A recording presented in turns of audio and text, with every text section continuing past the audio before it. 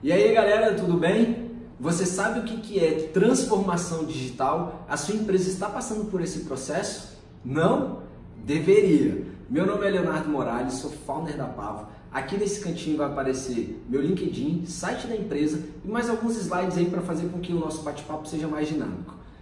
Bem, hoje vamos falar sobre transformação digital. E para que a gente possa explicar isso de uma forma mais fácil, eu vou voltar um pouquinho no tempo e começar contando uma historinha para vocês. A partir de 2001, todas as empresas de capital aberto que dominavam o mercado eram na área financeira, de varejo, energia e tinha uma outra de tecnologia. Mas em 2016 aconteceu um fato onde todas as empresas eram de tecnologia. Mais do que isso, em 2017, para você ter uma ideia, só o valor de marca dessas empresas, as 5 maiores continuam sendo de tecnologia, mas olha o valor dessas empresas.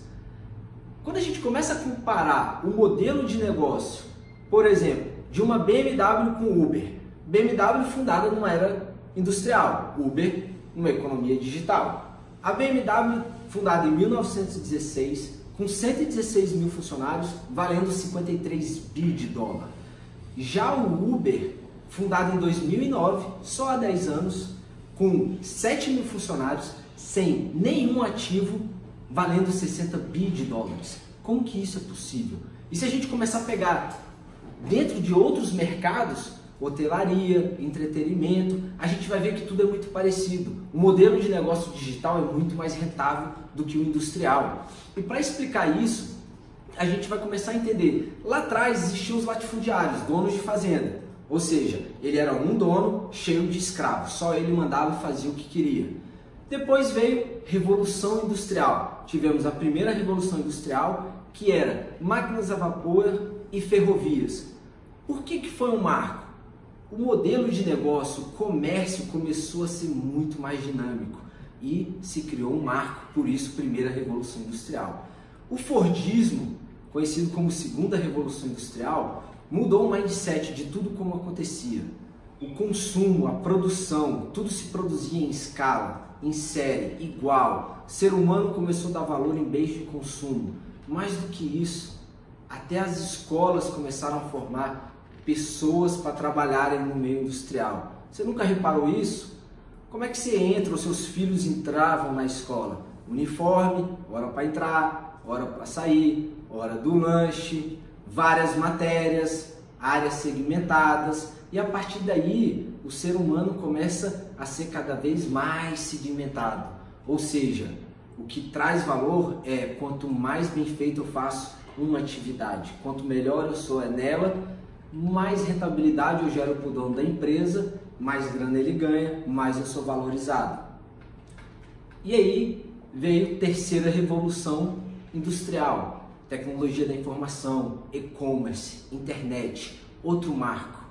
As notícias corriam muito rápido, consumo, venda por internet, as pessoas falavam através de Mirk, né? Tudo mudou, terceiro marco. E hoje se fala indústria 4.0 ou quarta revolução industrial.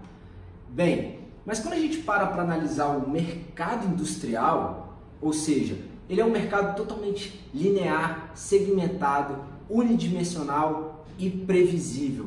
Eu sei o que eu tenho que produzir no ano que vem, quanto eu vou lucrar e quanto tem que ser o meu gasto. As coisas são tudo certinhas, dentro da caixa. E é por isso que nos condicionaram a ser dessa maneira. Mas, quando a gente começa a vir para uma economia digital, o mindset é diferente. Já não funciona eu trabalhar dessa forma. Porque qual é o sentido de eu formar crianças, pessoas que entendam indústria ou revolução industrial, mas o mundo está numa era digital? Ou seja, estamos formando pessoas erradas. E por que hoje o mundo digital é tão diferente? Porque ele não é linear, ele é multidisciplinar, ele é extremamente conectado e exponencialmente imprevisível. Ou seja, as pessoas hoje fazem mais de uma atividade, faz freela, desenvolve app, aula de música, aula de programação, tudo online. Ou seja, as pessoas fazem mais de uma atividade, são multidisciplinares. E não era assim que acontecia lá atrás? Quando a gente pega Leonardo da Vinci, Michelangelo, os caras eram multidisciplinares, estudavam física, matemática, astrologia, filosofia, artes, pintava. Os caras faziam mil coisas e os caras eram excepcionais.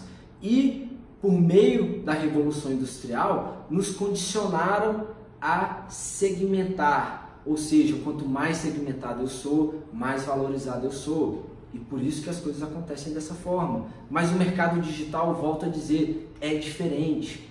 Tem um vídeo aqui, eu vou deixar o link do Elon Musk, dizendo de 3 pessoas, Larry Ellison, Bill Gates, Steve Jobs.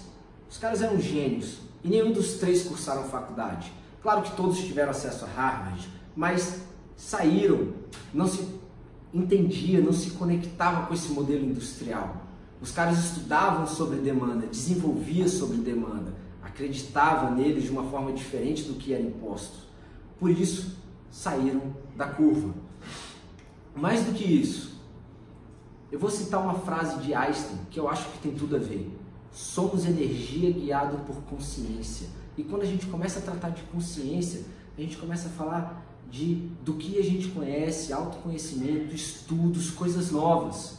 Ou seja, quanto mais eu conheço, quanto mais eu estudo, mais contato eu tenho com o desconhecido. Ou seja, quanto mais eu conheço, mais ignorante, diria, uma ignorância sofisticada eu tenho. E a partir daí, eu vou começar a aguçar com umas perguntas. Adianta viver numa indústria 4.0, cheio de tecnologia e se manter nos paradigmas industriais? Porque efetivamente a gente vive na indústria 4.0, mas o nosso mindset está lá atrás. A nossa forma de pensar não condiz com a tecnologia que existe hoje. Porque hoje tudo é conectado a tudo. Meu relógio gerando dado, meu celular gerando dado o tempo inteiro. Qual site que eu acesso, que pesquisa eu faço, que tipo de item eu quero comprar. Até o que eu falo, o celular já escuta e já sugere para mim. Ou seja, antigamente o lastro era ouro, depois virou dólar e hoje se fala em dado. Quanto mais informação eu tenho, mais valor eu tenho, mais vendas eu consigo gerar. E agregado a tudo isso, é preciso falar de transformação digital. Ou seja, a sua empresa, ela não era um ser isolado no meio do mercado. Assim como as pessoas que fazem parte dela, que é o maior ativo, também não funcionam de forma isolada. E como que eu faço para que a sua empresa, a minha empresa, se permaneça relevante num mundo em constante transformação digital? E mais do que isso, as pessoas que fazem parte desse ecossistema se permaneçam relevantes. Hoje, a gente vive uma era onde produtos são utilizados em formas de serviço e acesso ao invés de posse. Eu não preciso ter nada. Eu posso alugar relógio, bolsa, tênis, carro, helicóptero, quarto, casa, a porra toda. Eu não preciso ter absolutamente nada. E a partir disso, como que fica a pesquisa de mercado? Como é que fica o perfil dos nossos consumidores? Como é que a gente chega neles? Como é que a gente descobre isso? Porque Facebook, Netflix não são ferramentas customizadas. Aliás, elas são ferramentas de escalas customizáveis. Então ela atende a um público enorme e por meio de inteligência artificial ela faz com que a plataforma seja específica para você. E é assim que as coisas acontecem. Porque será que a indústria está preparada para essa geração que só entende customização? Eu acho que não. E aí a gente falou de economia clássica, economia digital, mas tudo isso já passou. O grande lance hoje é uma economia pós-digital. E aí quando a gente fala em economia pós-digital, a gente está falando de reprogramar a biologia. Como é que pessoas que vivem 80, 90 anos começam a viver 120, 150? Mais do que isso, pessoas sendo clonadas. O ano passado foi clonado um macaco.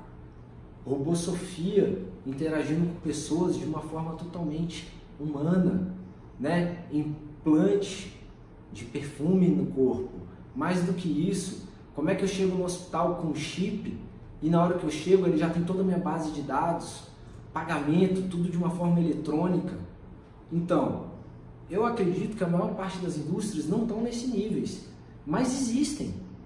E aí eu vou começar, para vocês entenderem esses modelos de negócio, existe o que a gente falou de economia clássica, ou seja, aquela empresa industrial, modelo BMW e modelo da maior parte das empresas. Eu tenho um conselho que tem grande poder, poucas pessoas decidindo pela empresa e a empresa é o grande valor, pessoas não têm esse valor.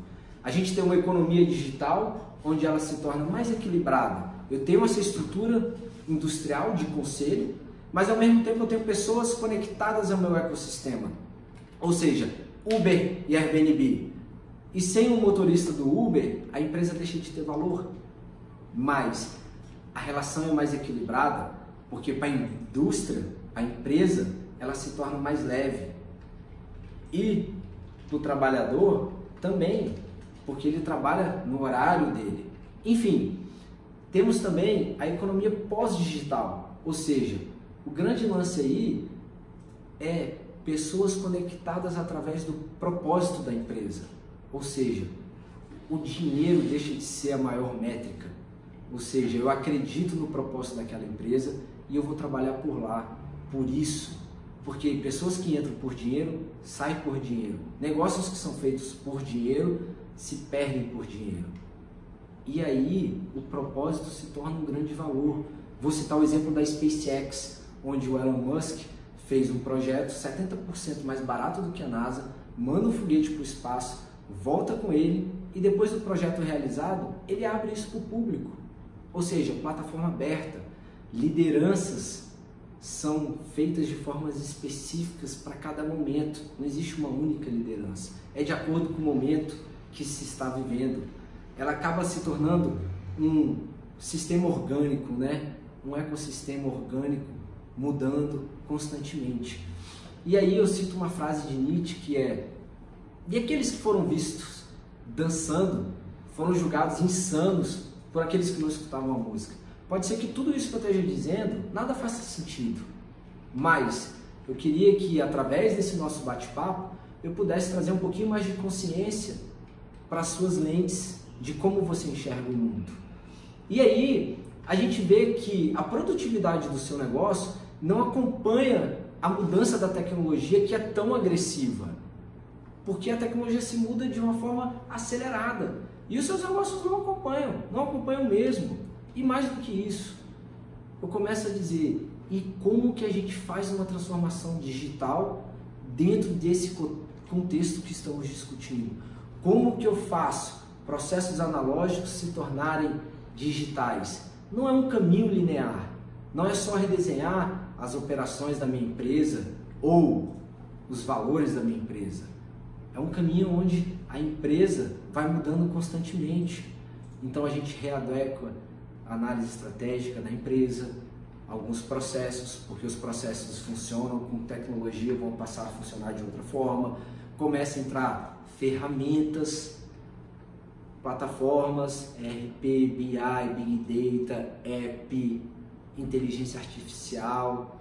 E aí a gente começa a vir falar de monitoramento das experiências dos usuários, dos clientes, que é onde se tem um maior valor, inovação, porque o feedback dessas pessoas traz uma oportunidade de melhoria e transformação. E a partir daí a gente entra numa camada de suporte à transformação digital. E aí, para exemplificar isso de uma forma muito mais concreta, eu vou usar o iFood. Antes, a gente tinha listinha telefônica, que eu ligava, pedia minha pizza, tirava o cupom de desconto e pagava minha pizza. Mas, hoje, eles digitalizaram esse processo. Existe um app que substitui a lista telefônica. Mas, será que existiu transformação digital? Depende. Se a pizza que eu pedi demorar 2 horas para chegar numa embalagem tosca, fria, amassada, eu morrer de úlcera, a minha experiência de navegação foi uma porcaria, não se teve transformação digital, eu só digitalizei o processo. Agora, se a navegação foi fácil, eu pedi, forma de pagamento foi efetiva, foi rápida, foi bem feita, se a pizza demorou, mas é um tempo razoável, é 20 minutos, o tempo do motoboy dar um rolê e chegar ali com a tua pizza. Chegou numa embalagem bonita, bem apresentável, a pizza quentinha, Ou seja, a experiência foi muito parecida com o que seria se eu tivesse comido no restaurante. E aí sim, nesse caso, teve transformação digital, porque o ciclo todo foi muito fechado, bem feito, foi ok. E aí, para que gere transformação digital, as abordagens também mudam, as metodologias mudam. Porque eu não posso usar mais aqueles processos engessados de cascata, onde eu planejo um ano para depois executar. Em um ano a minha empresa já mudou. A gente vai ter que usar Scrum, Kanban, entregas a cada 15 dias, 30 dias, para que se possa perceber valor, ou diminuir as entregas e fazer entregas parciais, que se possa testar e ir incrementando, utilizar metodologias Design Thinking para fazer com que as coisas aconteçam de uma forma muito mais produtiva. E aí eu volto a dizer, a pica de tudo isso não são ferramentas, porque ferramenta tem muita, são pessoas. Como é que a gente engaja o time? Como é que eu faço com que todas as pessoas se sintam valorizadas e importantes dentro do processo? E nesse caso, existe liderança para fazer com que a transformação digital seja efetiva. E aí eu venho a dizer, hoje todas as empresas necessariamente são empresas de TI. Exemplo, Pizza Hut não é mais uma pizzaria, é uma empresa de tecnologia que faz pizza, assim como a Domino's e assim como várias outras empresas. E as empresas que não se perceberem com isso vão quebrar. Exemplo, Blockbuster, Banco Bamerindos, e aí a gente vai. Inúmeras empresas de serviço que vendem commodity como serviço ou produto e brigam por preço, navegam em oceano vermelho. Como que a gente gera essa transformação através de tecnologia para que a empresa possa navegar em oceano azul, não esteja se matando, brigando por preço? A maior parte dos CEOs efetivamente acreditam na transformação digital, mas não se sentem capazes para isso. E aí, para você possa ter uma ideia, em quantos cliques você começa a ter todos os indicadores de performance da sua empresa? Demonstrativo de resultados, contrato que dá maior margem, a margem de cada contrato ou produto vendido, as áreas de negócio que têm maior produtividade, como é que funcionam os processos de cada área de negócio da minha empresa. E aí a gente vai para um caminho infinito de KPIs que vão te trazer poder de decisão e mudar para um oceano azul. Mais que isso, quanto é que vale a sua empresa hoje? Será que daqui 10 anos ela vai valer a mesma coisa ou ela vai existir nesse mesmo formato industrial? Qual que é o concorrente que efetivamente você não enxerga? Então, a partir disso, a transformação digital vem para colaborar e trazer valor para dentro da empresa. E aí, eu queria encerrar dizendo que efetivamente tudo é possível. A maior limitação sempre está aqui. Então, basta a gente se engajar, se comprometer e a partir daí as coisas acontecem. Bem, queria deixar aqui meu muito obrigado e falar para vocês, se curtiram, dá um like aí no vídeo e ajuda a gente a continuar com o canal. Valeu, gente. Obrigadão.